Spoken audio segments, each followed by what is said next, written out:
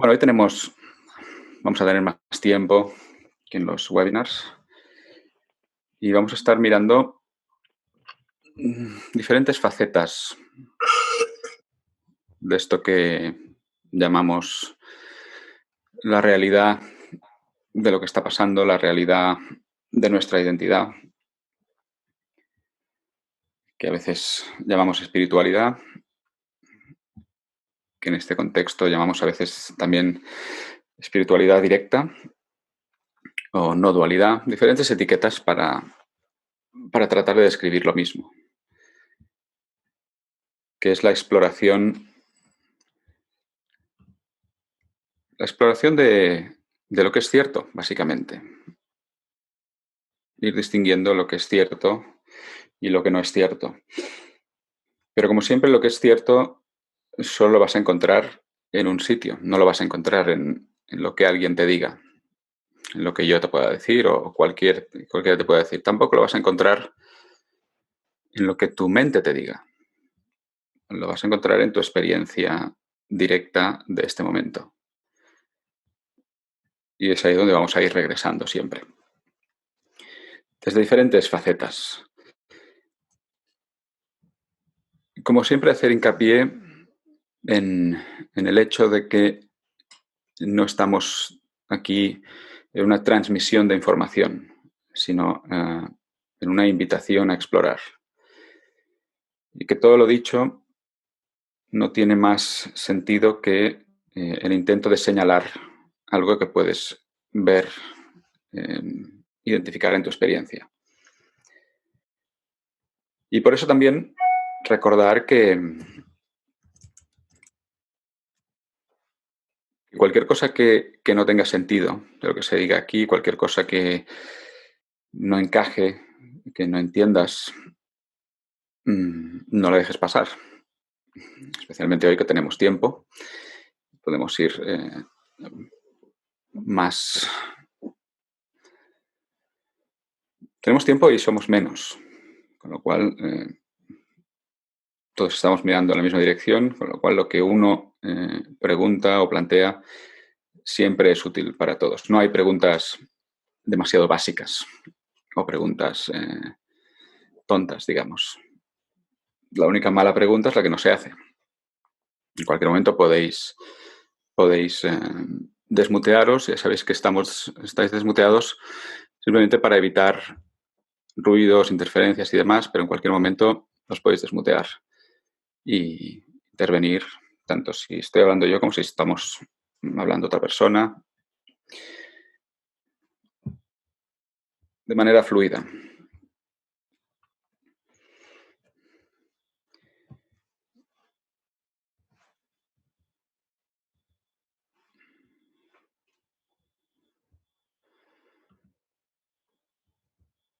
Y todo empieza con esta búsqueda. El título general del día de hoy es Desarrollo Personal Detox, porque todos probablemente hemos estado mucho tiempo buscando en general y buscando específicamente en lo que solemos llamar el desarrollo personal. De entrada es importante reconocer que esta búsqueda abarca toda nuestra experiencia, mucho antes de que oyéramos hablar de desarrollo personal o de espiritualidad, ya estábamos en esta búsqueda. Es una búsqueda que toma todas las formas en las que tratamos de conseguir lo que nos parece que nos falta. Seguridad, bienestar, felicidad, tranquilidad, muchas palabras. Podemos poner muchas palabras, pero en el fondo es una búsqueda que empieza desde que somos niños y que llega a un punto que toma la forma de lo que llamamos desarrollo personal o espiritualidad.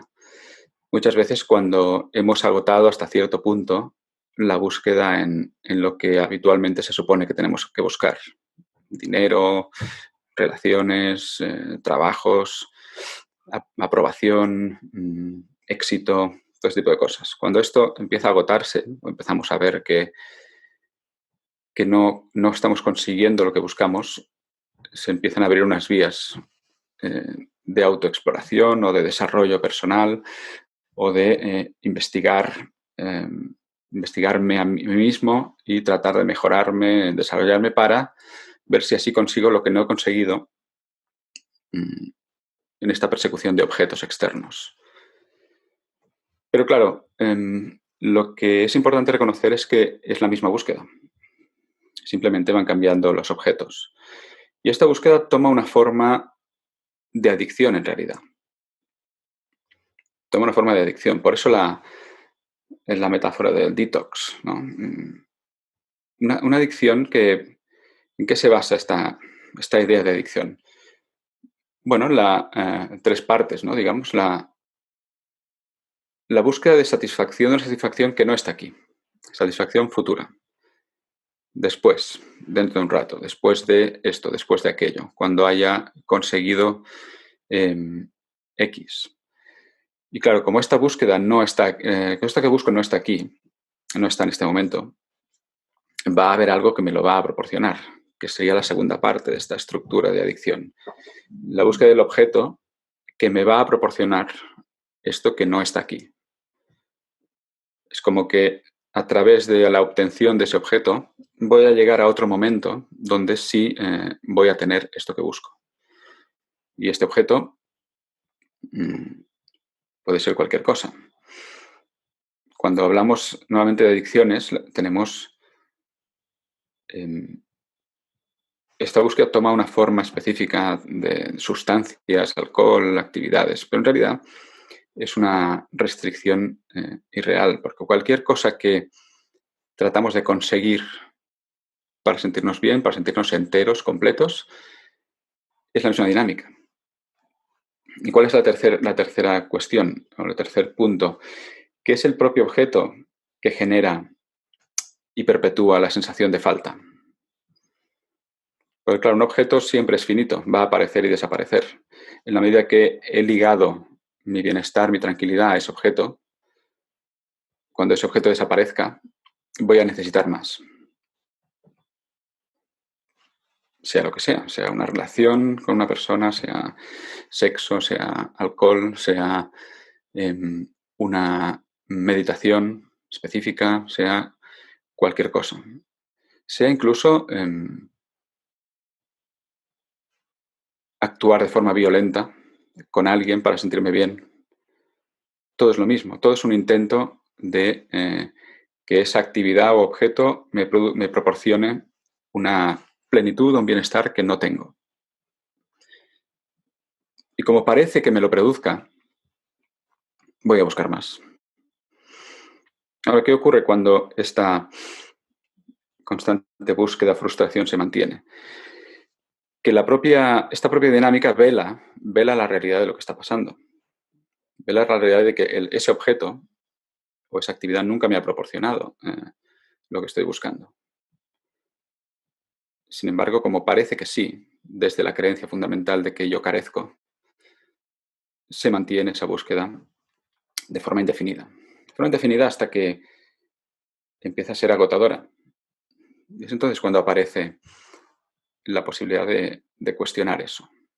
La posibilidad de participar en un día como este o de leer un libro que me hable de no dualidad o de mi verdadera identidad, que ponga de relevancia lo que está pasando realmente.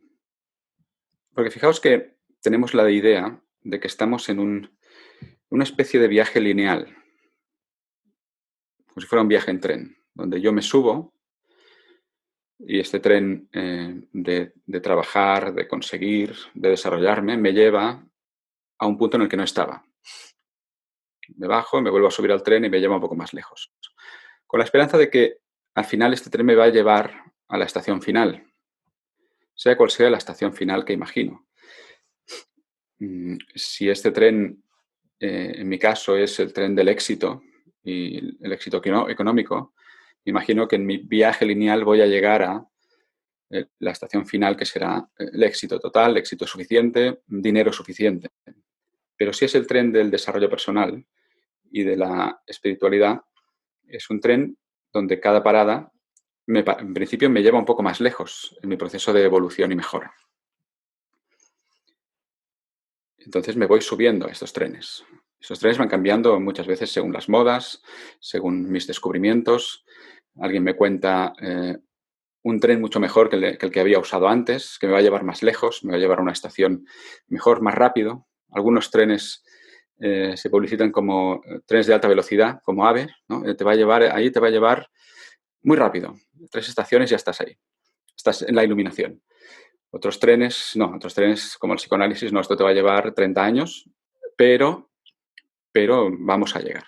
Tarde o temprano vamos a llegar porque es algo muy complicado. En cualquier caso, siempre está la idea está lineal. Vamos avanzando, vamos avanzando, vamos avanzando. Lo que pasa es que cuando uno lleva un tiempo subiéndose a este tren metafórico, cada vez las paradas se parecen más y cada vez hay menos sensación de avance. Sí, me subo al tren, hay experiencias, ¿no? Incluso experiencias catárticas, intensas, de comprensión, pero cada vez parece que cuando me bajo, en realidad me estoy bajando al mismo sitio. Más que un tren, parece una montaña rusa. ¿Os habéis subido a una montaña rusa, no? Alguna vez, una atracción de estas, donde es divertido, es excitante. Me subo, ¿no? Subo a la vagoneta, empiezan las subidas, las bajadas, ¿no? La anticipación de la bajada, voy subiendo, ¡oh, qué emoción, qué emoción! Esto va a estar muy bien. Entonces la bajada, que es una catarsis tremenda, ¿no? Gritando, otra vez subida, mucha intensidad, que nos gusta mucho esta intensidad, al yo le gusta mucho. Entonces se acaba la vuelta, y estamos ahí acotados, extasiados, nos bajamos, pero claro, nos bajamos exactamente donde nos subimos. No se trata de un tren, en realidad, se trata más bien de una montaña rusa. Te bajas donde te subiste, más o menos mareado, más o menos satisfecho, y enseguida aparece otra vagoneta. Venga, ¿te subes otra vez? Ah, sí, esta me va a llevar más lejos, un viaje más excitante. Entonces nos subimos con la esperanza de que esta vagoneta nos lleve más lejos, un poco más cerca de nuestro imaginado fin. Pero claro, después del viaje, que puede ser incluso más intenso y catárquico, nos volvemos a bajar en el mismo sitio. Y viene la siguiente vagoneta. Y subimos otra vez y nos bajamos en el mismo sitio. Y cuando llevamos un tiempo haciendo esto, cada vez parece más evidente que la tranquilidad y la calma que sientes después de las diferentes bajadas o subidas se parece mucho a la que tenías en realidad antes de subir.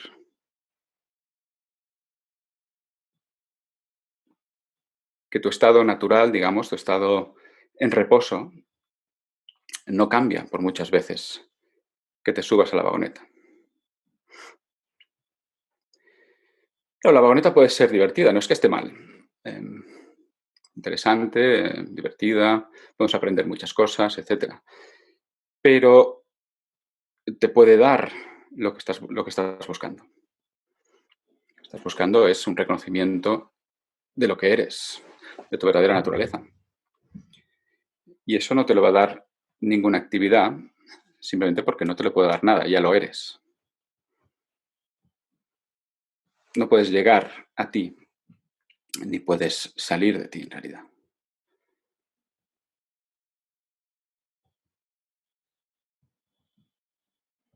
Y como os digo, no es una cuestión de que esté mal o esté bien. Esta faceta de la experiencia, que podemos llamar desarrollo personal, es parte del proceso de maduración del presunto individuo, parte del proceso de separación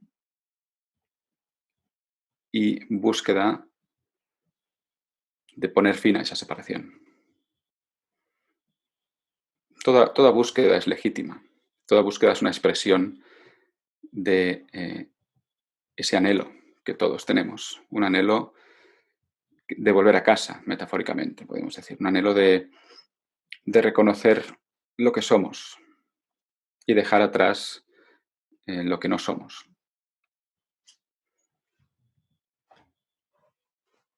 ¿Y por qué se sostiene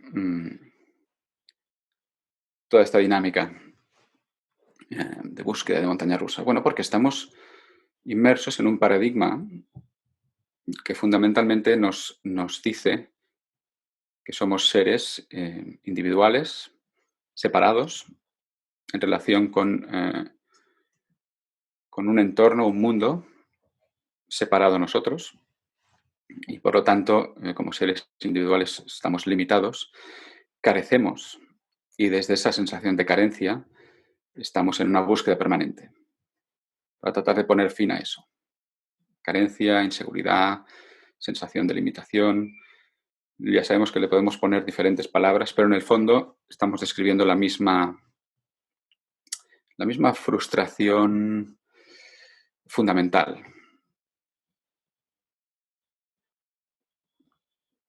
que es una búsqueda de conexión, de pertenencia, de disolución en realidad de la ilusión de aislamiento. O sea, en el fondo sentimos aislados, limitados, separados, pero hay un anhelo de disolución de eso. Y por eso siempre buscamos actividades, relaciones, objetos que por un momento parezcan disolver eso. De repente me siento parte del todo.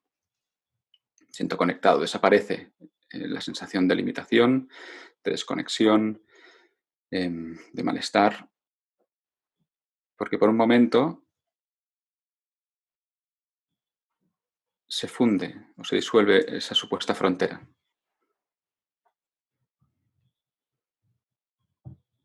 Y como decíamos antes, enseguida volvemos, la frontera esta vuelve a aparecer, con lo cual necesitamos una nueva dosis de actividad que nos haga sentir eso otra vez. Tenemos que volver otra vez a la montaña rusa, las intensidades de la montaña rusa, para cuando nos bajemos sentir esa conexión de nuevo, esa supuesta conexión. Y esto del paradigma lo oímos mucho y casi siempre se usa de una manera muy ligera. En publicidad, en desarrollo personal, en muchos ámbitos. Nuevo paradigma. Sacan un nuevo sabor de helado y es el nuevo paradigma de los helados. O sacan un coche o sacan cualquier cosa. Nuevo paradigma en la gestión emocional. Vale, nada de esto es un nuevo paradigma. Todo esto está dentro del paradigma en el que estamos viviendo. Un paradigma, por definición, es invisible para nosotros. El paradigma es el conjunto de creencias a través de los cuales construimos nuestra visión y experiencia de la realidad y que nunca cuestionamos. Si usamos un ejemplo clásico, pues hace 7, 8 siglos, la cuestión de si la Tierra es plana no era un tema de conversación. El paradigma no suele ser un tema de conversación, es algo que se da por sentado. Todo el mundo sabe que es así. Un paradigma es algo que damos por supuesto y que ni siquiera tiene sentido cuestionar. Ni siquiera se nos ocurre cuestionar. Por eso la naturaleza plana de la Tierra no era un tema de discusión en las tabernas de la Edad Media. Había otros temas de discusión. Eso era un hecho.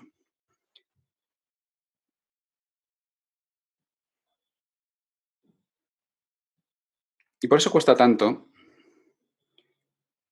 esto que llamamos cambio de paradigma, porque es algo que es completamente invisible. Lo damos por sentado. Y construye nuestra percepción de la realidad.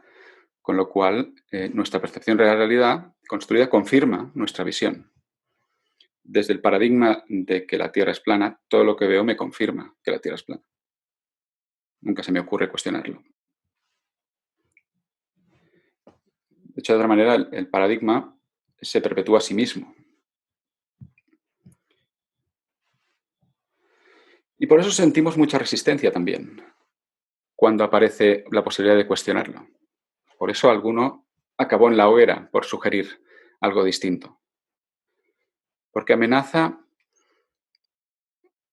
el cuestionamiento del paradigma amenaza nuestra sensación de realidad que sentimos más real, precisamente.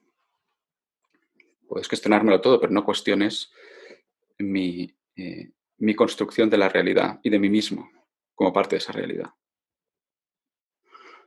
Eso genera una sensación importante de inseguridad o de perder pie, porque he construido esta visión y es donde me sustento.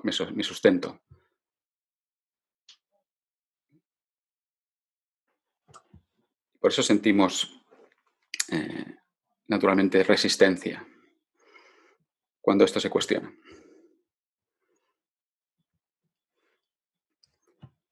Dicho de otra manera, el paradigma es parte del modo en el que hemos construido nuestra identidad. Y claro, podemos perder muchas cosas, pero mi identidad me resulta más difícil.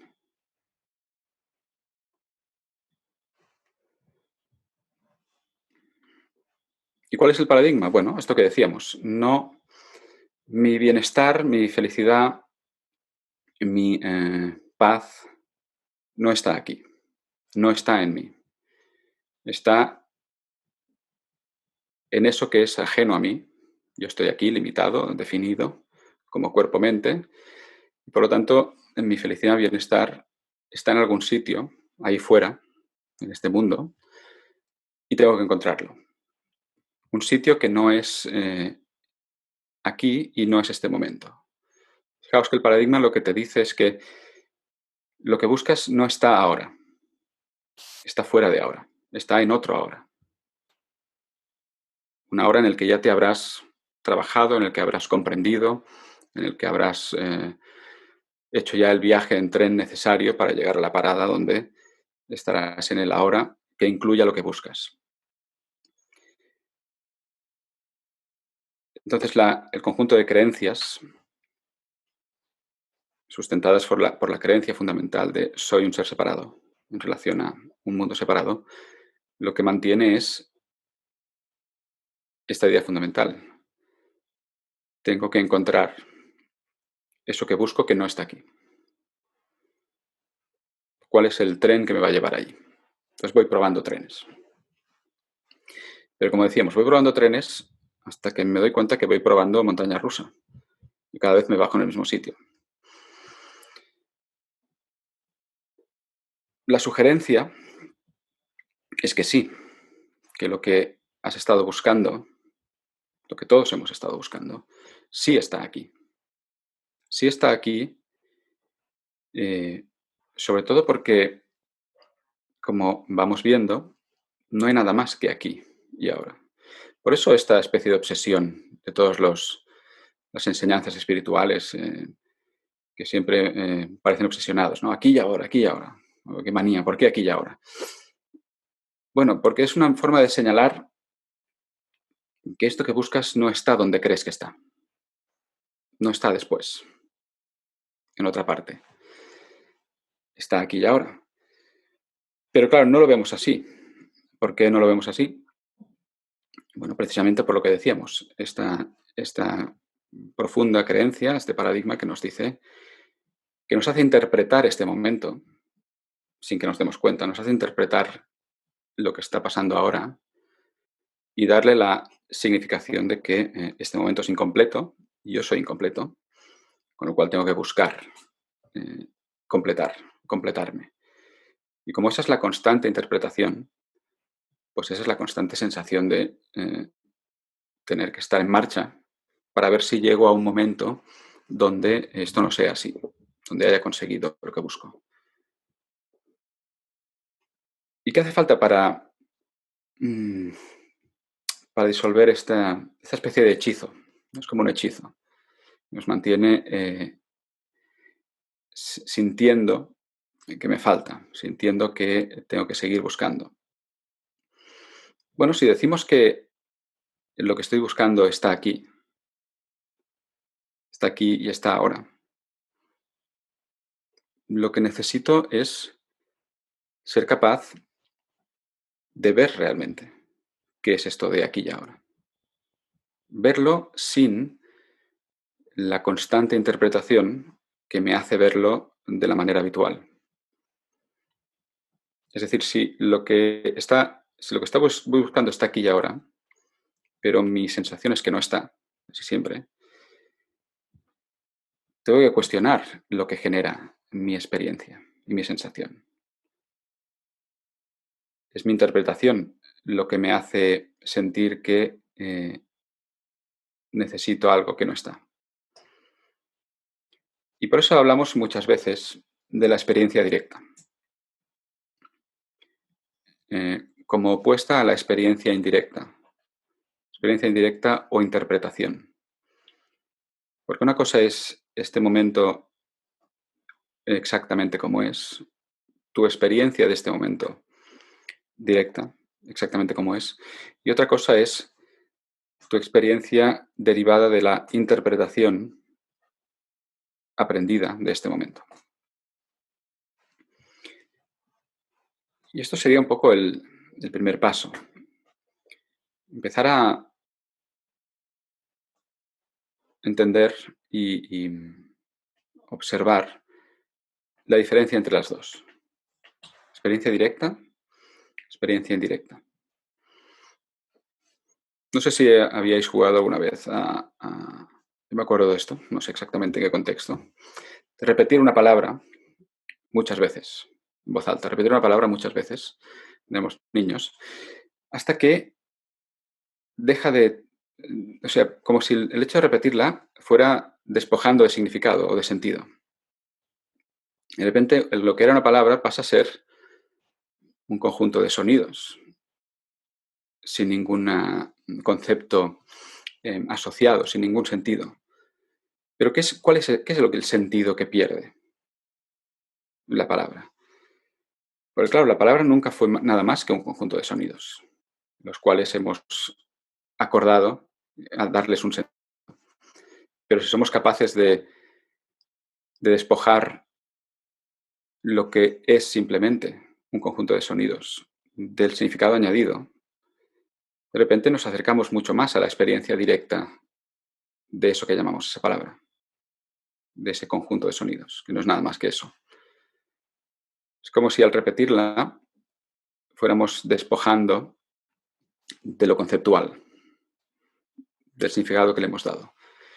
Y nos quedan los sonidos desnudos. De ahí estamos teniendo una experiencia más directa de ese objeto. Ya sabéis que llamamos objeto a cualquier cosa que podamos identificar en nuestra experiencia.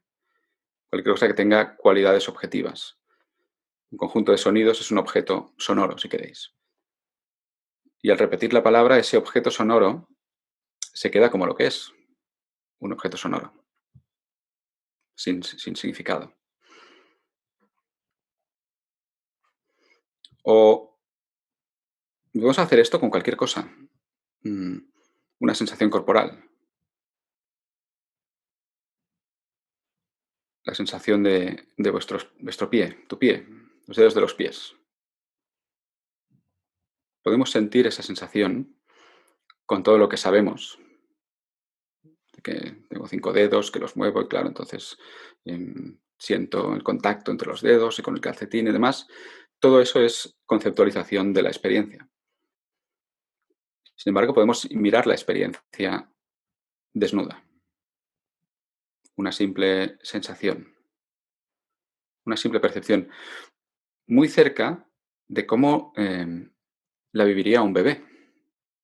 Un bebé no sabe nada de su pie, ni de cuántos dedos tiene, ni siquiera sabe que es suyo el pie.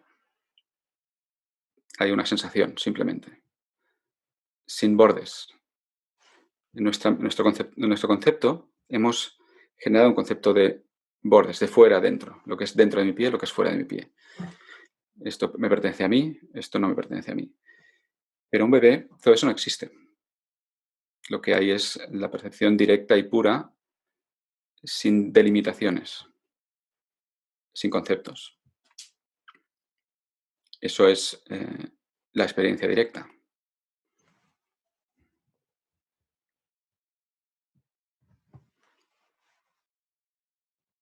En nuestro concepto nuestro entorno, perdón, de expertos en desarrollo personal y en todo lo que hemos aprendido acerca de nosotros mismos, nuestras emociones, podemos empezar a intuir la diferencia entre la experiencia directa de eso que llamamos una emoción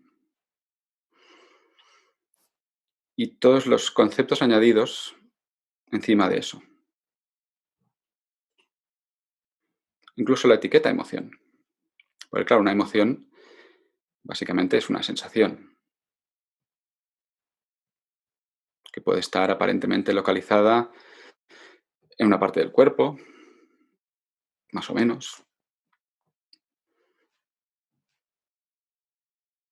Pero claro, hemos pensado tanto acerca de esta sensación, después de etiquetarla como emoción, de si es una emoción básica o no, de si es positiva o no es positiva, de lo que significa o no significa, que hemos perdido la noción completamente de lo que significa la experiencia directa y desnuda de esa emoción.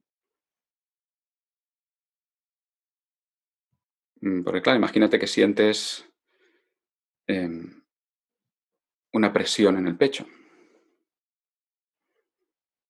Esa presión en el pecho, mm,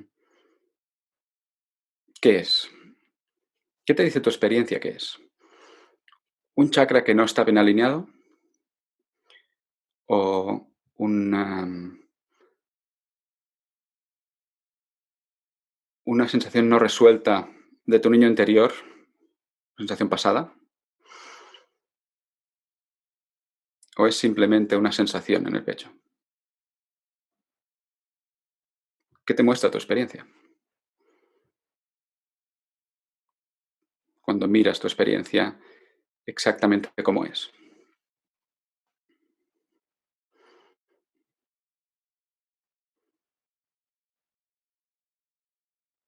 ¿Qué pasa cuando esa sensación eh, le quitamos todas las capas de interpretación aprendidas? Cuando la desnudamos. Es interesante ver si esa sensación se sostiene como algo problemático o simplemente aparece como una modulación de tus muchas sensaciones. ¿Cuándo convertimos esa sensación en un problema?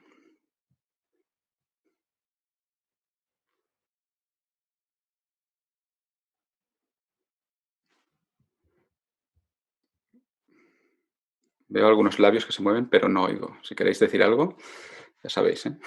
Os podéis desmutear tranquilamente.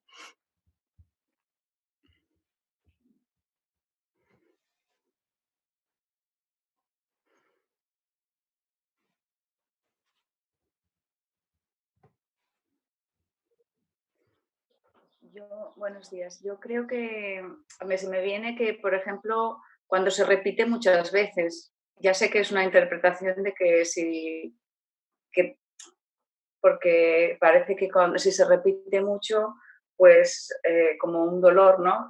Si te duele la rodilla y te esperas, ¿no? A ver si se te pasa, pero cuando no se acaba de pasar y cada uno le da un tiempo, pues ya es como que te empiezas a preocupar de que hay algo que hacer. Ujú. Sí, sí. Bueno, es que desde muy pequeños empezamos a recibir el mensaje de que hay ciertas cosas que está bien sentir y ciertas cosas que no. Y que además las que está bien tienes que tratar de sentirlas mucho, y las que están mal tienes que tratar de no sentirlas o sentirlas poco. Em, con lo cual no nos preocupamos si una sensación de las que está bien aparece mucho. Pues, muy, muy bien, muy bien. Sí, se repite, pero está bien que se repita. Es correcto. Es de las buenas. Pero esta que se repite, que es de las malas, esto ya empieza a ser problemático. No debería repetirse esto. Voy a ver si alguien me lo explica. Y claro que me lo explican. Las explicaciones, las que quieras. Como decíamos, ¿no? Bueno, es que esto se repite porque hay un elemento del pasado que no está resuelto. Si lo resolvemos, no se va a repetir más. o, bueno, es que estás un poco desalineado, ¿no? Tus acciones, tus pensamientos, emociones, esto, si lo alineamos bien, esto ya no se va a repetir más. Con lo cual, cada nueva explicación, primero, te confirma que eso está mal, aunque no se use la palabra mal, aunque digan, no, está bien, pero podemos trabajar en ello. Sí, sí, o sea que está mal. Entonces, vamos a trabajar en ello para ver si lo mejoramos. Pero si nos confirma esto y se nos ayuda a perder el contacto con lo que eso es. Porque ahora ya no es lo que era, ahora es la interpretación que le acabamos de poner. Entonces ya no vemos lo que hay, vemos la interpretación. Y a través de la interpretación nos relacionamos con esa sensación, con esa emoción, tratando de extinguirla. De hecho, nos convertimos en pequeños genocidas de emociones. Intentamos exterminar la población de ciertas emociones y que solo queden las buenas, ¿no? Las emociones que son de la raza adecuada. Las otras no. Lo que pasa es que no lo conseguimos. No solamente no lo conseguimos, sino que genera más malestar del que tenía. Porque claro, ahora no solamente está la emoción, esta que no tiene que estar, está mi experiencia de conflicto con esa emoción y mi esfuerzo para que no esté y mi frustración porque sigue estando, con lo cual la cosa se va haciendo más grande. Hasta que nos damos cuenta que la explicación que nos dieron no funciona. Tenemos que buscar otra. Con lo cual vamos a buscar otra explicación. Y fácilmente, rápidamente la encontramos. Sí, sí, es que esto en realidad, si vamos a alguna cosa más profunda, en realidad esto es tal, tal, tal, tal, tal. Con lo cual ahora encima ponemos otra explicación que nos ofrece otra metodología para solucionarla. Con lo cual nos alejamos más todavía de la simple experiencia directa de esa sensación. Y cada vez se va volviendo más complejo. Y vamos alimentando la dinámica esta de búsqueda, conflicto, búsqueda, eh, bien huyendo del malestar, bien buscando eh, el bienestar o la plenitud. Y por eso, para poner fin a esto, a esta colección infinita de explicaciones y soluciones y actividades, una de las primeras cosas que podemos hacer es, vamos a mirar realmente lo que hay. ¿Sabéis? Probablemente habéis oído muchas veces, ¿no? En narraciones o cuentos o metáforas de estos países, dos países que llevan siglos en guerra e incluso llevan tanto tiempo que han olvidado por qué están en guerra. Simplemente, pues siguen luchando. ¿Por qué? Bueno, porque ayer me atacaste tú, pues ahora te ataco yo. Ya, pero ¿dónde salió esto? No se sabe, pero es igual. Seguimos en nuestra dinámica. Bueno, es un poco esto, ¿no? Pasa si dejamos de lado el concepto de estamos en guerra con estos malditos miserables y vamos a charlar con ellos directamente, sin los conceptos. Igual resulta que no estamos en guerra.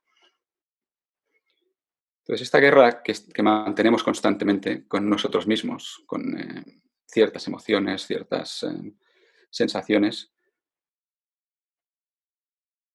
le ponemos fin, o le empezamos a poner fin, cuando vamos a ver al enemigo. Voy a ver al enemigo por lo que es.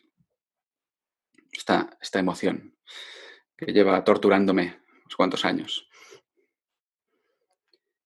A ver qué es sin todas las interpretaciones, sin todo mi historial de guerra. Porque claro, lo que le he hecho yo a esta emoción, imagínate, me he alineado, he trabajado, he buceado en el subconsciente, en el pasado, en el futuro, he creado objetivos, bueno, lo que queráis. He meditado todas mis diferentes incursiones, ¿no? Las fases de la guerra. Hago guerras de 3 días, la guerra de los 4 días, de los 5 minutos, voy haciendo, ¿no? Voy a ver qué es eso. Voy a ver si puedo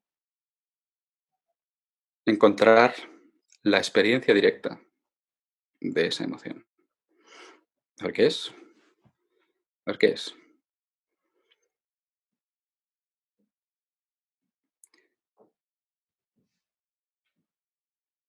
y emoción o cualquier cosa. En realidad estamos hablando de la experiencia directa de este momento y todo lo que incluye.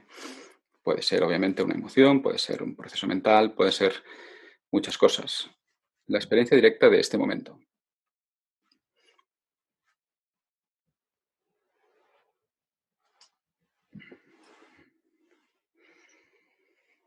De aquí, la experiencia directa de aquí y ahora, ¿no? Famoso aquí y ahora.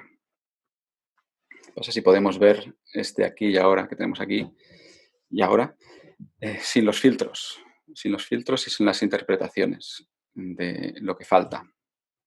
Y sobre todo, la interpretación fundamental que sostiene todas las demás, la interpretación de quién soy yo, qué soy yo.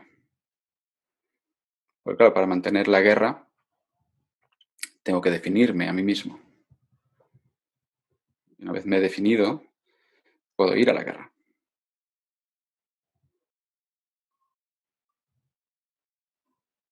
Pero claro, es una guerra que nunca he ganado, que nunca ha terminado.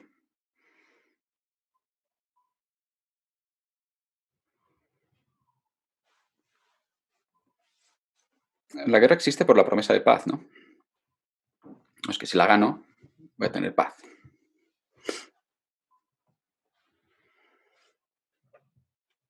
En realidad, vas a tener paz si no la empiezas. O dicho de otra manera, la paz emerge cada vez que la guerra se pausa. No porque hayas ganado o perdido, simplemente porque la guerra se ha pausado.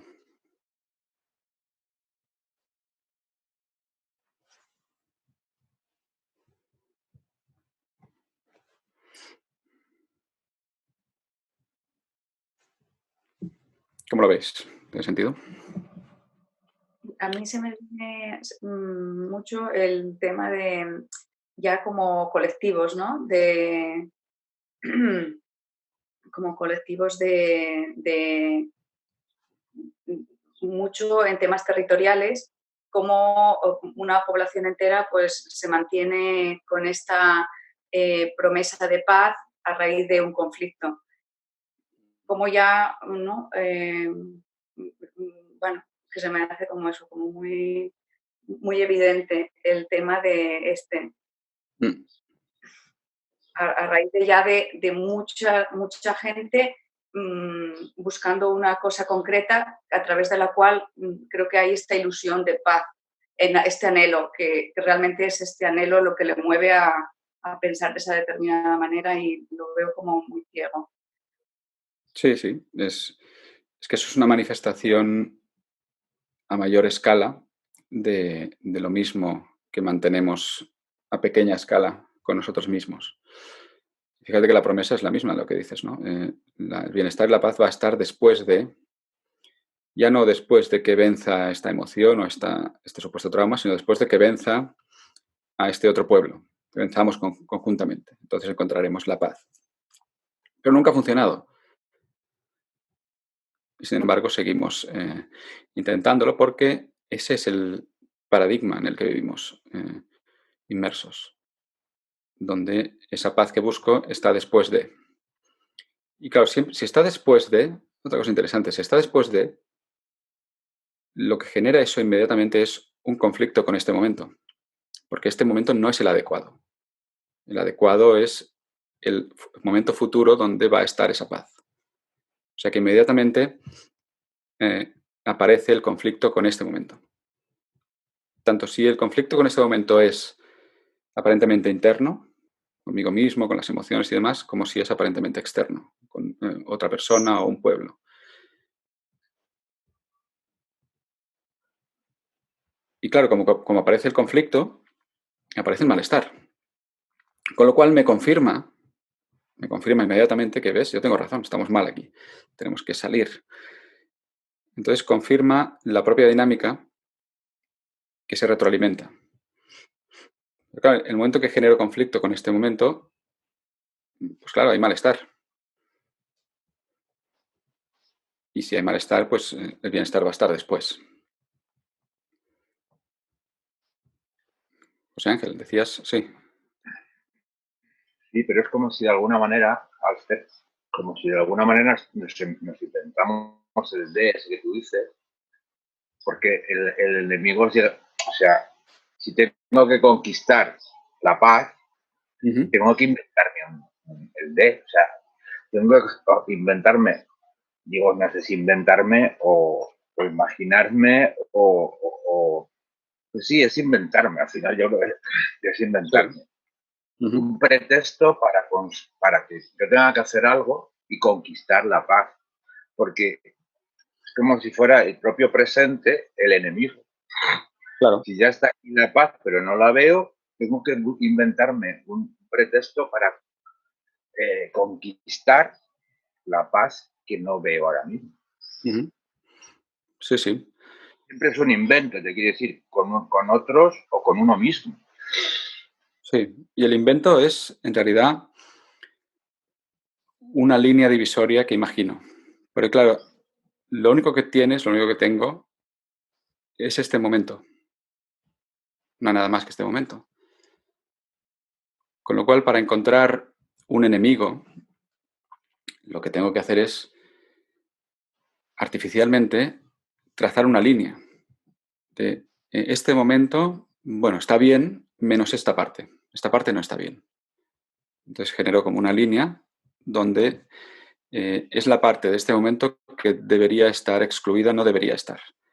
No importa si esta línea la trazo alrededor de una sensación mía, aparentemente mía, de esta emoción, o un pensamiento, o un recuerdo. Es como delineo ese recuerdo, vale, esto es lo que sobra.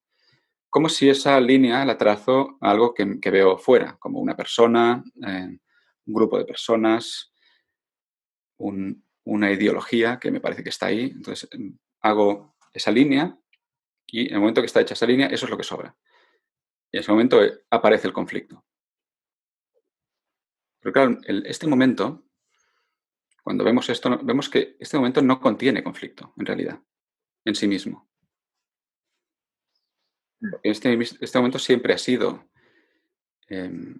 indivisible.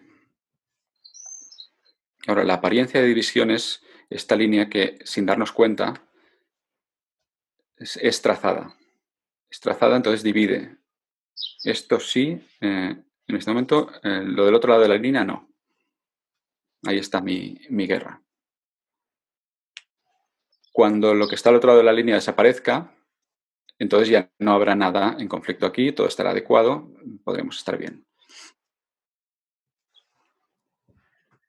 Pero es por eso, por lo que comentas, ¿no? Es decir, de alguna manera es como el ego, como lo queramos llamar, necesita una conquista. Él no se, es como yo me pongo a mí mismo, ¿no? Hay momentos en los que puedo haber sentido, y se me repiten, ¿no? En mi vida, como que es demasiado pobre, porque tengo paz.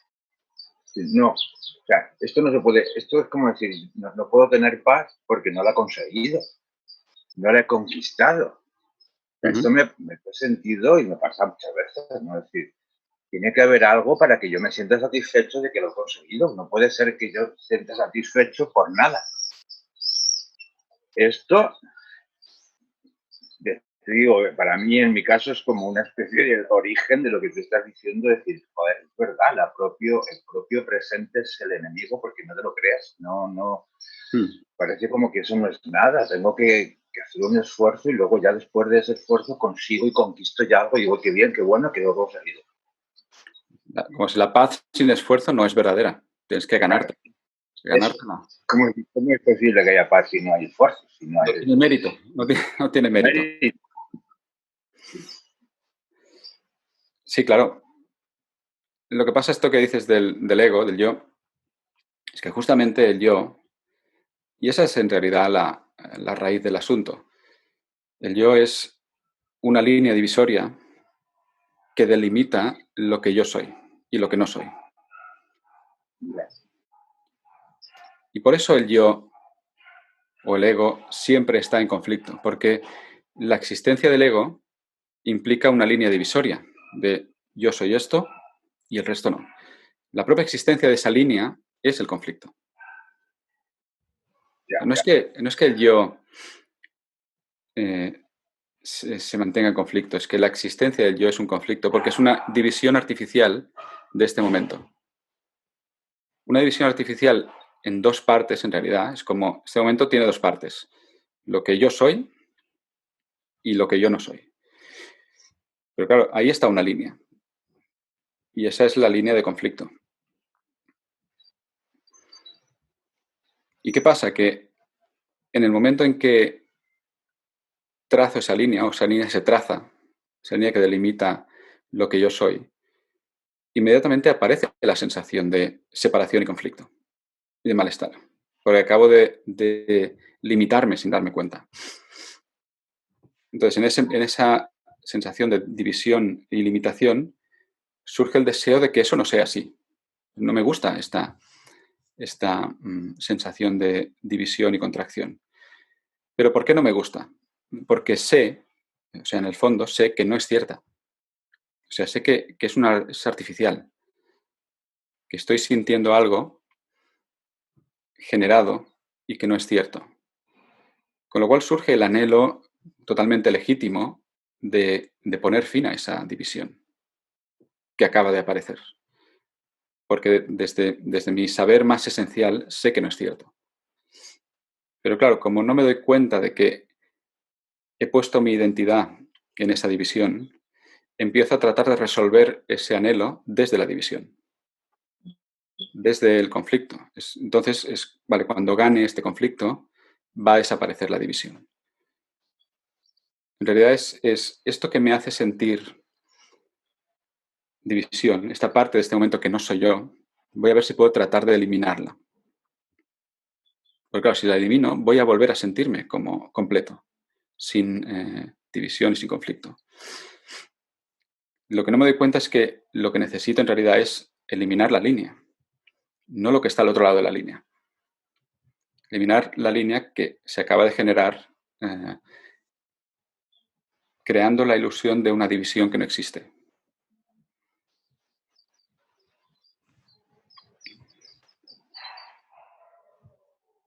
Es como si partiera este momento en dos y sufriera esa aparente división. Y para solucionarlo se me ocurriera eliminar la mitad que creo que no soy yo. Por entonces ya no habrá división. Voy a estar completo. Esa es la visión del yo. Esa es la visión del ego. Voy a eliminar la mitad que no soy yo.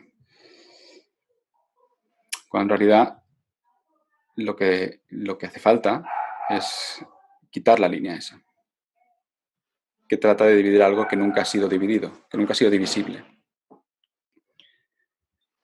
Entonces, una forma muy simple y muy real, en cierto modo, de entender el yo es esa línea. El yo es esa línea y la identidad puesta en uno de los lados.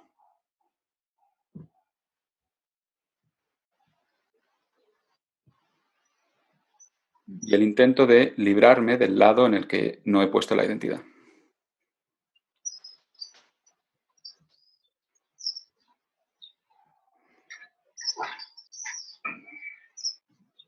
Que es justamente en términos muy concretos y muy prácticos. Cada vez que siento algo y aparece el impulso, la necesidad, yo no quiero sentir esto. Esto no soy yo. Esto está al otro lado de la línea. Tengo que eliminarlo. Una vez lo elimine, volverá a estar completo este momento.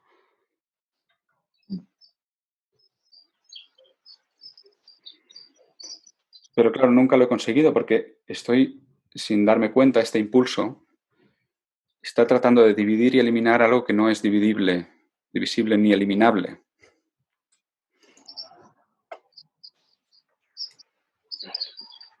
Por eso la búsqueda en esos términos no tiene fin. El conflicto no tiene fin.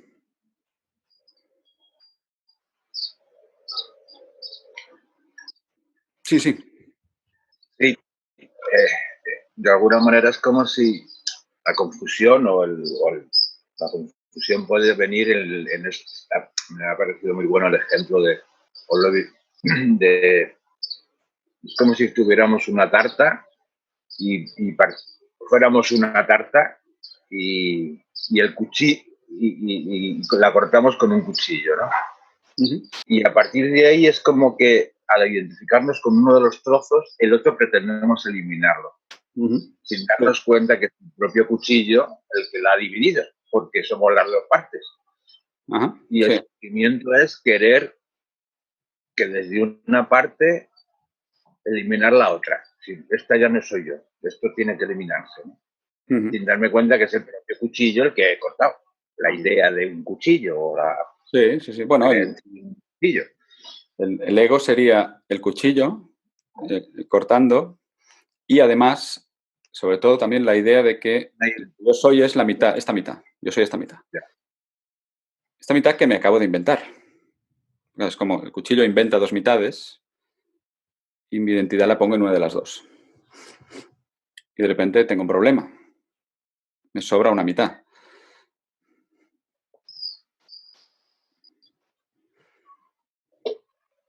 Y esa es la guerra.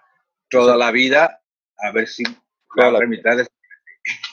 Y no hay manera de que se vaya la otra mitad. No hay manera. Porque, claro, quiero que se vaya en el momento en que la creo. Porque en realidad esta tarta imaginaria es una especie de tarta mágica que siempre está completa. Con lo cual, a la que desaparece el cuchillo vuelve a estar completa. Sí. Y deja de haber el problema. El problema aparece cuando aparece de nuevo el cuchillo y dice, vale, esta mitad, vale, un cuarto. En lugar de una mitad, un cuarto. Me conformo con un cuarto, pero sigue siendo lo mismo.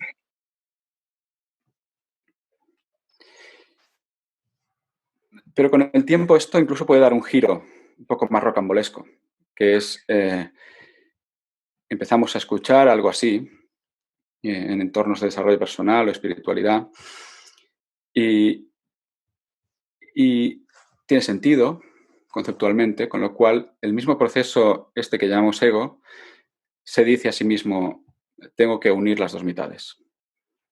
Lo que tengo que conseguir es unir las dos mitades y entonces estaré completo. Deja de rechazar esta mitad. Abrázala, únela. Eres todo, se dice, el cuchillo y el yo. Pero claro, para poder decir eso, primero a partir de la tarta. Con lo cual, primero parte de la tarta y después intenta que la tarta sea uno. Intenta que a través de su acción, la acción esta de lo que llamamos el yo, voy a hacer que todo sea uno otra vez. A ver si pongo un poco de chocolate por encima y no se nota el corte este. Pero claro, no funciona porque es la propia presencia del yo intentando unir que genera la experiencia de no unión. Entonces se convierte en un yo espiritual que trata de unir y que todo sea uno. Y les va diciendo a los demás yos que todos somos uno, chicos. No, esto no existe. Vamos a unirnos, vamos a abrazarnos. Pero claro, es la propia existencia de ese yo que genera la inevitable sensación de división.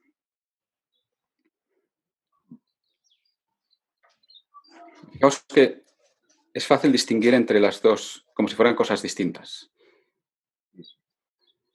Hay uno que está aquí separando la tarta y tratando de eliminar la mitad. Pobre, no se da cuenta. No se da cuenta de que tiene que unir la tarta. Estoy más avanzado, estoy tratando de unir la tarta. Pero claro, son el mismo personaje haciendo lo mismo en realidad. Totalmente. Lo reconozco eso. Bueno, bien, todo eso lo hemos hecho. ¿Mar? Perdona. Sí. Perdona. Ah, vale.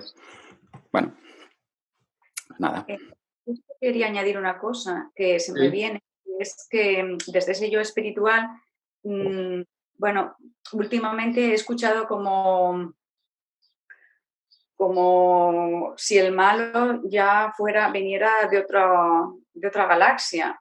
O sea, como cosas que hay algo que temer, ¿no? Aunque estés contactes con o sea, desde la iluminación, como hay algo que está ahí, que es, no sé, bueno, diferentes historias y que, bueno, pues que tampoco puedes estar tranquilo porque No.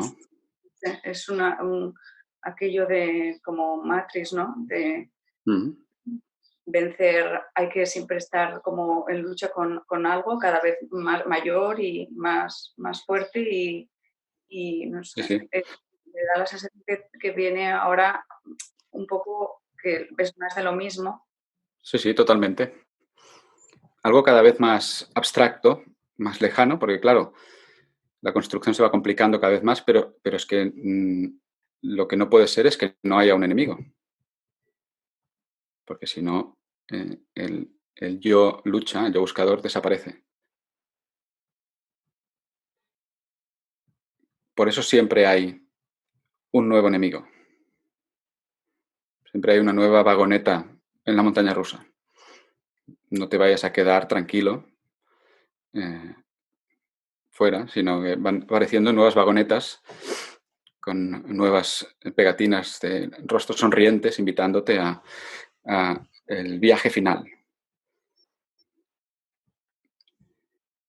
Pero es importante entender que en la búsqueda, siempre va junto, la búsqueda y el buscador. Sin buscador no hay búsqueda, sin búsqueda no hay buscador. Es el yo buscador. La búsqueda necesita, el yo buscador necesita no poder encontrar lo que busca, porque si no se termina.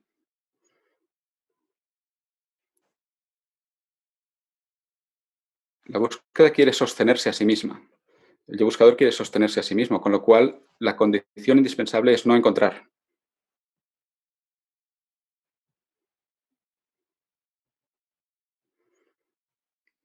Voy a hacer un spoiler. No sé si habéis visto una película que se llama Memento, que me parece un ejemplo muy interesante de esto, que es un hombre que solo tiene memoria a corto plazo, ¿no? Se acuerda, pues a lo mejor de los últimos 3 minutos o 4 minutos o 5 minutos.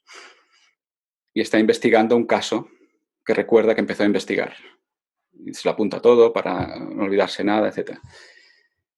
Interesante es que llega un punto en que lo resuelve el caso. Pero claro, se da cuenta de que si resuelve el caso, ya no tiene nada que hacer. Con lo cual, sabiendo que se le va a olvidar, elimina la solución que ha encontrado, genera un par de pistas falsas y al cabo de 3 o 4 minutos se olvida y empieza otra vez la investigación, indefinidamente. Ese es el yo buscador y la búsqueda indefinida, donde la condición necesaria y fundamental es no encontrar. Y por eso los métodos, procesos, técnicas, explicaciones intergalácticas, como decías, Isabel, se van sucediendo para que la búsqueda se mantenga. Pero esto no es porque haya un genio del mal detrás de esto, sosteniendo, ¿no? Un villano de cómic sosteniendo esto. Simplemente la búsqueda del yo buscador es una mecanicidad.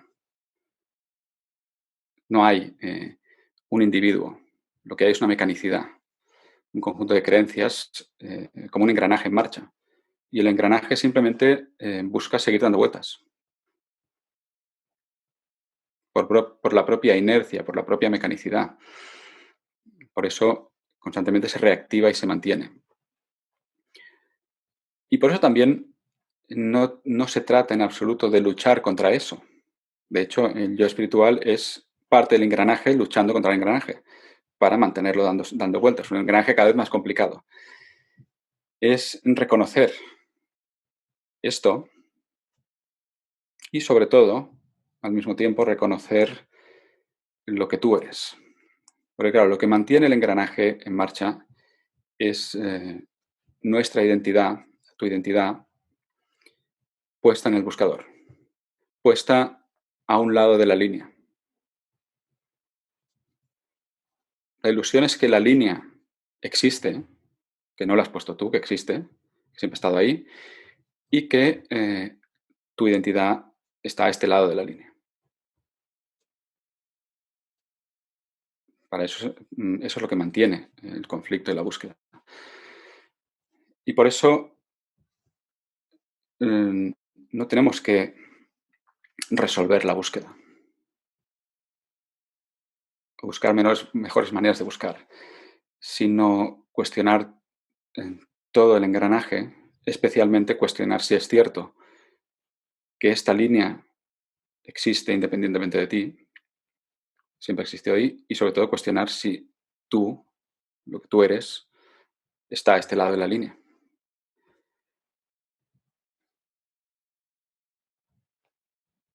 Y de ahí volvemos a este aspecto fundamental de tu experiencia directa. Porque claro, la división, las ideas de lo que eres o no eres, las ideas de lo que tienes que conseguir, las ideas de dónde está lo que tienes que conseguir, de cuáles son los fragmentos de este momento. Todo eso es capas conceptuales puestas encima de tu experiencia directa. Lo que ocurre es que si realmente empezamos a mirar la experiencia exactamente como es, empezamos a darnos cuenta de que esta línea no la encuentro, más allá de una idea. Esta línea que pensaba que era tan real, que era parte de la definición de mí, no la encuentro. No existe. Existe como un concepto. La idea está también del yo buscador, que carece, tampoco lo encuentro en mi experiencia directa. Lo encuentro como concepto, como conjunto de conceptos. Entonces, toda esta especie de castillo imaginario, que parece tan sólido y tan real, se empieza a desintegrar, ¿no? En realidad es como un castillo de arena que a la que toca un poco el agua de una visión, metafóricamente, una visión más clara, empieza a desintegrarse.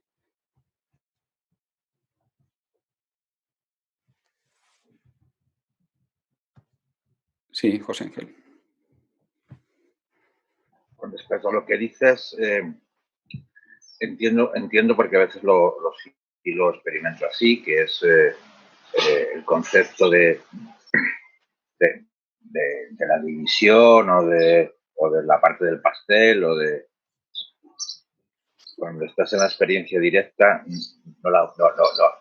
se ve como concepto o se puede ver como concepto. Para mí lo complejo o lo más difícil ya es cuando lo siento como emoción. Cuando la división, cuando la sensación de carencia o la parte del pastel la experimento como emoción. Uh-huh. Porque entonces ya lo estoy sintiendo, o parece que lo estoy sintiendo, y es como más verdad que cuando solo es un pensamiento, que a veces lo veo como pensamiento solo. Sí, sí, sí. Bueno, es que es más fácil, en general, es más fácil en verlo a nivel de pensamiento, cosa que está muy bien, porque si lo ves a nivel de pensamiento, lo estás viendo. Ahora, el hecho de que lo veas, como tú dices, no necesariamente se corresponde con el hecho de que lo veas también a nivel de emoción. Que puede ser que sí, pero en realidad tampoco nos damos cuenta. Lo que pasa es que el cambio muchas veces pasa inadvertido. Es decir, si lo ves a nivel de concepto o a nivel de pensamiento y lo ves cada vez de manera más clara, eso tiene un efecto a nivel de emoción. Pero ese efecto nos puede pasar por alto cuando estamos sintiendo esa separación en relación a la emoción. Cosa que está bien, pero claro, hay un par de elementos aquí. Primero, que un pensamiento y una emoción son fundamentalmente objetos distintos y que están hechos de algo distinto y que por lo tanto un pensamiento está hecho de algo menos real que una emoción, o una emoción está hecha de algo más real que un pensamiento. Esa es una idea también que tenemos. Y después fijarnos en esta emoción, dejando de lado, si queremos, todas las ideas, ¿no? ¿Qué es esta emoción? ¿Cuál es mi experiencia de esta emoción? Y sobre todo, ¿de qué está hecha?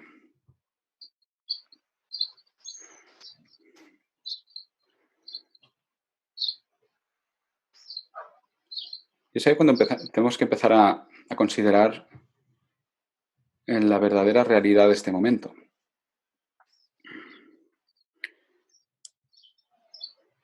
Porque todo lo que este momento incluye aparece en ti. Tus emociones aparecen en ti. Tus pensamientos aparecen en ti. ¿Alguien ha experimentado alguna vez una emoción o un pensamiento, una sensación que no aparezca en ti, en sí mismo? O otra cuestión, ¿alguien ha experimentado alguna vez, has experimentado alguna vez un pensamiento o una emoción viniendo de algún sitio y entrando en ti? Estaba fuera de ti y ahora ha entrado en ti. Viniendo de otra galaxia o de algún espacio de estos interdimensionales y entrando en ti.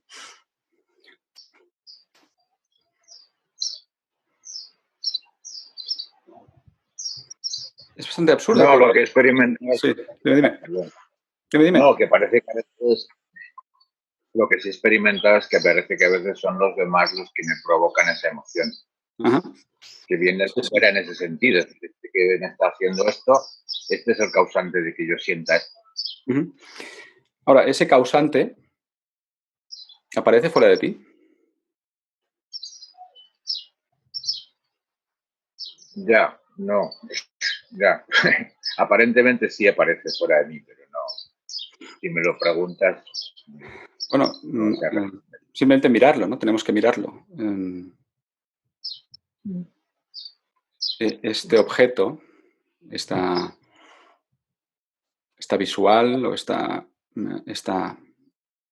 elemento auditivo, mi voz ahora. ¿Mi voz aparece fuera de ti o dentro de ti? Aparece dentro de mí, sí. ¿Y mi imagen en la pantalla aparece fuera de ti o dentro de ti?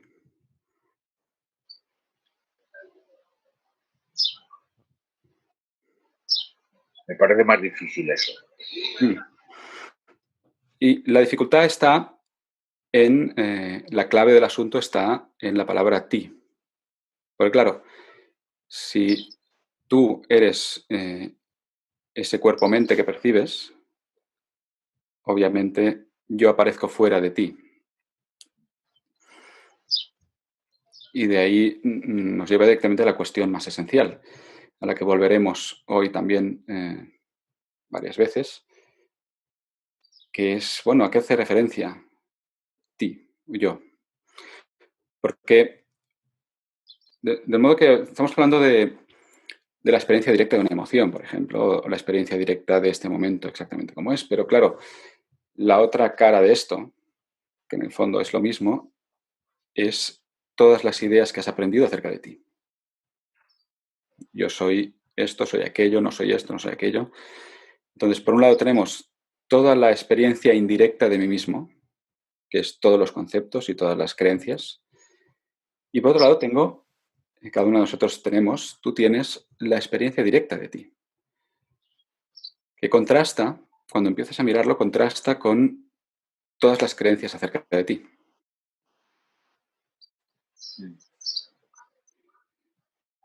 Y por eso siempre llegamos de forma más o menos directa, y en ese contexto de forma muy directa, a la cuestión esencial, que es ¿qué eres tú?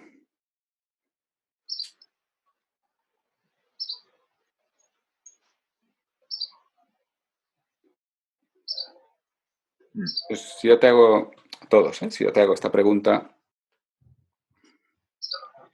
¿qué eres tú? ¿Cuál es lo más esencial de ti, lo que realmente no puede ser extraído sin que tú desaparezcas.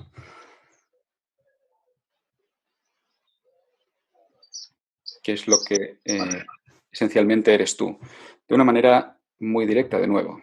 No lo que creo que soy. No lo que me han dicho que soy. Soy una mujer, soy un hombre. Es verdad. Si miras lo que tú eres esencialmente, tiene eso sexo.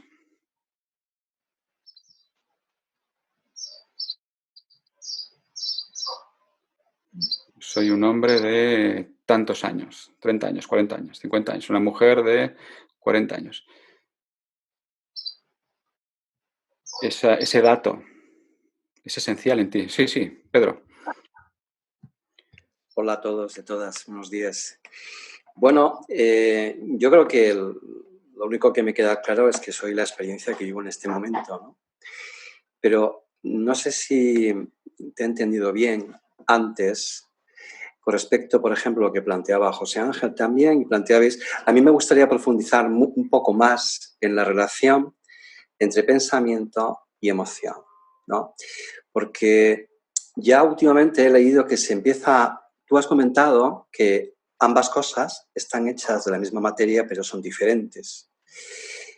Yo lo que estoy leyendo últimamente es que la ciencia sí está proponiendo ya que se habla de pensación, es decir, ambas cosas unidas, ¿no? Entonces, esto a mí me descoloca un poco respecto a las creencias, ¿no? Porque realmente, claro, cuando yo tengo un pensamiento, realmente es mi cerebro el que lo tiene. Yo elijo ese pensamiento, me quedo con este pensamiento ahora, ¿no? Que es el que me interesa, condicionado por mis creencias, por mi idea del yo, por todas estas cosas. Y eso es lo que automáticamente a mí me produce una experiencia concreta que puede llevar al sufrimiento o puede llevar incluso a cosas diferentes, ¿no? De alegría y demás. Entonces, a mí me gustaría profundizar un poquito sobre esta relación, porque a veces en esta búsqueda de la esencia, digo, realmente yo me planteo, ¿quién está eligiendo realmente ese pensamiento? ¿Lo está eligiendo el yo? Estoy siendo consciente de que soy consciente a la vez de que soy el ego el que está decidiendo. Entonces, si esto es así, ¿por qué decido elegir este pensamiento que igual me perjudica, ¿no? Es un poco, no sé si me estoy explicando, Sí, sí. es un poco círculo vicioso, ¿no? En el que me encuentro ahora, que me parece muy interesante poder un poco diseccionar, valga la palabra, ¿no? Un poco para ir paso a paso, ¿no? ¿A qué te refieres cuando dices que tú eres la experiencia de este momento? Bueno, porque es lo que me fío de lo que siento, porque los pensamientos van y vienen. Entonces, yo soy consciente de que tengo una experiencia, ¿no? Entonces, no la puedo describir, simplemente la siento, ¿no? No puedo escribir. Cuando tú preguntas, ¿quién soy yo? No lo sé. No me puedo definir. Puedo definir mi ego en base a lo que tengo, a mi trayectoria, a mi sexo, a mi actividad profesional, a las cosas que hago, pero eso es, bueno, pues como yo me muevo por el mundo, ¿no? Pero realmente yo empiezo a entender que hay una diferencia entre eso y lo que realmente soy, que es, bueno, hay como alguien que observa ahí, ¿no? Alguien que está, y yo me inclino a pensar, a creer que soy más bien eso. No el personaje, porque el personaje mío ha cambiado. Ha cambiado muchas veces, ¿no? De hecho, Sí, dices que los pensamientos vienen y van, cosa que es evidente, y también las sensaciones y emociones también, ¿no? sí, claro. No, pero yo no sé si me he explicado, que quería ver un poco si podíamos profundizar en la relación Sí, sí. pensamiento-emoción. O sea, la emoción que provoca un pensamiento, ¿no? Vamos a hacerlo, pero antes, para poder entender eso, justamente en base a lo que planteas, ¿no? Si las emociones y pensamientos vienen y van, puedes encontrar algo en tu experiencia que no aparezca y desaparezca. Puedes encontrar la constante. Sí, en ocasiones sí. Sí. ¿Y qué aspecto, o sea, qué es eso, desde tu experiencia? No como concepto, ¿eh? No lo sé, yo lo identifico como pura vida, es decir, bueno, para mí la experiencia concreta la comparto con el resto del grupo, ¿no? Por dar un poquillo de más de amplitud. Es decir, tú sabes, porque yo lo he hablado contigo alguna vez, que yo pues tengo un tiempo de mi vida que me dedico a la música, ¿no? Toco. Entonces, yo las veces que consigo tocar, cuando no es de una manera mecánica, cuando no es de una manera tensa, simplemente fluyo, toco, ahí no estoy yo, ahí está, bueno, esta energía, ¿no? Esta fuerza, esta experiencia que es en sí misma, ¿no? Y que hace disfrutar, ¿no? Y te sientes vivo. Entonces, no pienso, ahí no pienso nada, no estoy pensando en nada, simplemente estoy sintiendo. Oye, ¿qué ¿no? pasaría si resulta que tú sí estás en ese momento? Pues yo creo que se estropearía toda la experiencia, francamente, ¿no? Pero depende de qué te refieras cuando dices tú, ¿no? Porque claro, la experiencia de tocar está sucediendo. ¿Quién la está teniendo? Ya. Yo creo que la esencia de lo que soy, realmente. Uh-huh. Es decir, que si tenemos que escoger entre dos tús, ¿no? El tú que a veces desaparece, que desaparece cuando tocas, Sí. y el tú más real y más esencial que nunca desaparece ni siquiera cuando tocas. Porque claro, ese tú es como la continuación de toda tu experiencia. Entonces, si tenemos que escoger Sí. entre el tú que aparece y desaparece y el que no desaparece, ¿cuál es más real? El más real es el que produce más esta intensidad de vida. Lo que pasa es que enseguida, cuando acabas de tocar, Sí. suele volver el yo, que quiere decir, oye, ¿cómo ha molado esto, no? Exacto. Vamos a repetirlo, ¿no? Vamos a repetirlo a ver qué tal. Y entonces, claro, ya ahí entra el yo, el personaje. Sí. Y entonces es imposible que desde el yo puedas tener esa experiencia. Yo lo percibo así, ¿no? Claro, si estamos hablando de una experiencia en concreto, es así. Ahora bien, si estamos hablando de la pura capacidad de tener una experiencia, incluso la experiencia del retorno del yo, porque claro, eso es una experiencia también. De hecho, claro. el yo tiene que retornar a alguna parte, porque si no, no podría retornar. Es decir, hay algo que está teniendo una experiencia todo el rato y a esa experiencia el yo retorna, desaparece, retorna, desaparece, retorna, desaparece. Pero claro, esta experiencia no se interrumpe con la aparición y desaparición del yo. Simplemente es como un elemento que entra y sale, metafóricamente, de ahí. Pero claro, si ese elemento entra y sale, igual que entra y sale un constipado, igual que entra y sale una emoción, igual que entra y sale una idea, todo esto que entra y sale de algo, buen algo que es más real y más esencial, algo que no es intermitente. Es decir, el hecho de que el yo entre no elimina lo que había antes. Porque claro, si quitamos lo que había antes, el yo no puede entrar a ninguna parte. No hay nada, no hay experiencia. Entonces, la cuestión es, tú, yo y todos hemos aprendido a pensar que lo que somos es ese yo que entra y sale. Y por lo tanto decimos, uy, cuando estoy tocando yo no estoy. Bueno, claro, si asumes que eres ese yo que entra y sale, no estás. Pero tu experiencia te muestra otra cosa. Sí que estás. Estás ahí teniendo experiencia de tocar sin la presencia de un yo que está pensando acerca de tocar. Pero tú sí estás. Si no estuvieras tú, no habría música, no habría experiencia de tocar, no habría nada. Si tú desapareces, desaparece todo. Y si miras tu experiencia, verás que tú nunca has desaparecido. Tú, verdaderamente lo que eres tú. Lo que ahora está teniendo tu experiencia. Esta experiencia. Porque este yo que aparece y desaparece no tiene la capacidad de tener experiencia. Es algo experimentado. Y por eso te das cuenta de cuando vuelve.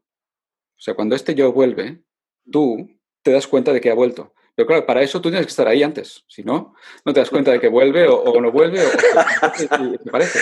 ¿Entiendes? Con lo cual, justamente tu experiencia directa te está mostrando de que eso que pensabas que eras, que es el yo este que aparece, desaparece, no eres eso. Eres lo que se da cuenta de que el yo vuelve, de que ha desaparecido, lo que está tocando de forma fluida, teniendo esa experiencia. Eso es lo que tú eres. Y de ahí esta idea que estamos hablando, ¿no? ¿Qué eres realmente?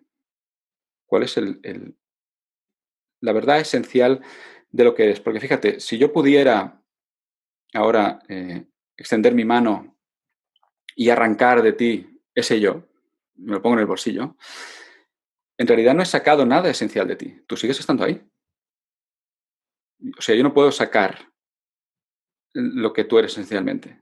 Lo único que puedo sacar es una idea de ti, un objeto, una sensación, pero yo no podría sacar lo que tú eres. Porque claro, lo voy a sacar de lo que tú eres.